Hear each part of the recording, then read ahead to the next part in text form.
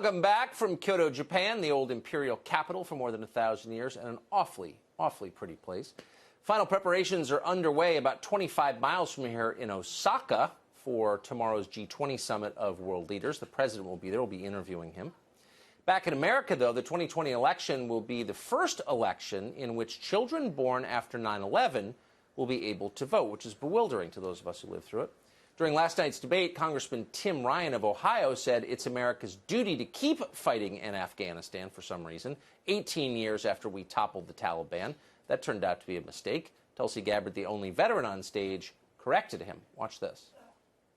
Is that what you will tell the parents of those 2 soldiers who were just killed in Afghanistan? Well, we just have to be engaged.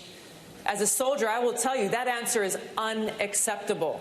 We have to bring our troops home from Afghanistan. We are in a place in Afghanistan where we have lost so many lives.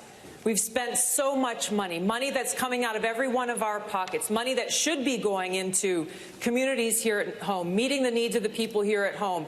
We are no better off in Afghanistan today than we were when this war began. All obvious points, none of which you're allowed to say out loud in Washington. Now they make Congresswoman Tulsi Gabbard seem like basically an untouchable. She is not allowed to get the kind of coverage that the rest of the Democratic candidates get. But the viewers loved it. At the debate, Gabbard's was the most searched name online.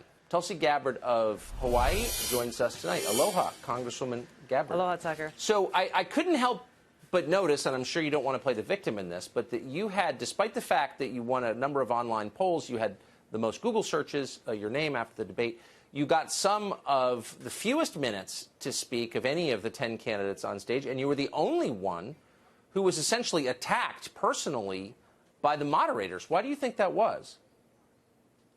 Look, it shows that there's a clear bias in place.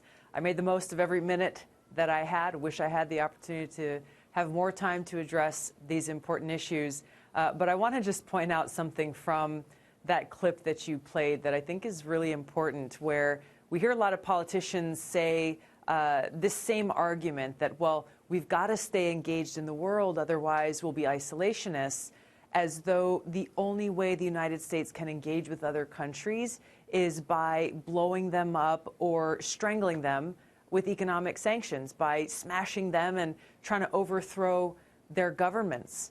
This is exactly what's wrong with this whole premise and the whole view with which too many politicians, too many leaders in this country are viewing the United States' role in the world.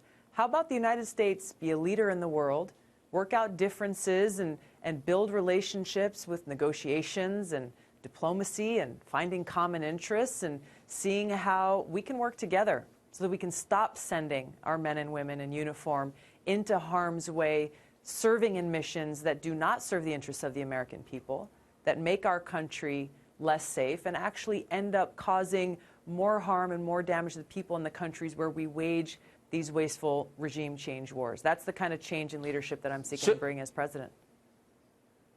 You just mentioned sanctions. You're not questioning the ironclad bipartisan consensus in Washington that sanctions against Iran are morally righteous and can never be withdrawn, are you?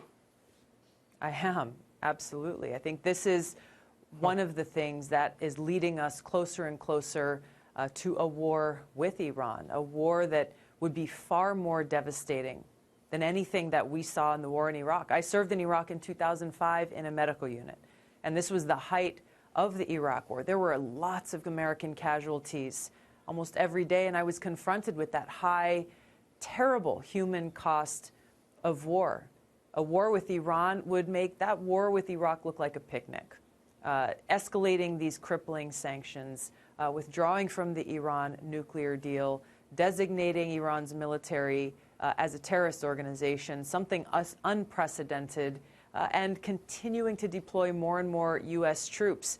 The neocons in the Trump administration and Saudi Arabia and Netanyahu have created a situation where it's going to be very difficult for President Trump to avoid a war with Iran. They have built all the building blocks, placed the dynamite, and lit the fuse, and it's going to be up to Donald Trump and his leadership whether or not he is going to cut that fuse and say, hey, we need to get back on track and put the interests of the American people and our country first and avoid a war with Iran, get back into that Iran nuclear agreement. This is why the neocons hate you more than anybody. More than anybody. They're writing pieces about you right now. But you know what? Congresswoman Tulsi Gabbard, nice to see you tonight. Yes. Nice to see you. As you pointed out really quick, this is an issue that conservatives, Republicans, Democrats, progressives, this is an issue that transcends party lines. And I think that's where the leadership I bring brings the opportunity to unify the country, to make this kind of change that's important to every single American in this country. That's exactly right. There's nothing partisan in the slightest about this at all. Exactly. And that's why it's so nice to hear someone say that out loud. Congresswoman, thank you very much. Thanks, Tucker.